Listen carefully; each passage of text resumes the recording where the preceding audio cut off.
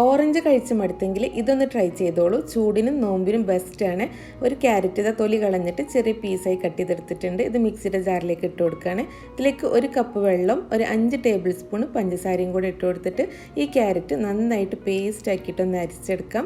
ഇനി നമുക്ക് ഇതിലേക്ക് വേണ്ട ഓറഞ്ച് ഒന്ന് ജ്യൂസ് ആക്കിയെടുക്കാം. ഓറഞ്ച് ഞാൻ ഇതുപോലെ ഒന്ന് ക്യൂസ് ചെയ്തെടുക്കാട്ടോ ചെയ്യുന്നത്. ഇത് നമ്മൾ കുറേ സമയം വെച്ചാലും ഇത് കയ്പ്പ് വരാതിരിക്കാൻ വേണ്ടിയിട്ടോ ഇങ്ങനെ ചെയ്യുന്നത്. അപ്പോൾ നമ്മളിതിങ്ങനെ ക്യൂസ് ചെയ്തെടുക്കുമ്പോൾ ഇതിൻ്റെ കുരു ഒഴിവാക്കിയിട്ട് ഈ പൾപ്പും കൂടെ ഈ ജ്യൂസിലേക്ക് ഒഴിച്ചു കൊടുക്കാം.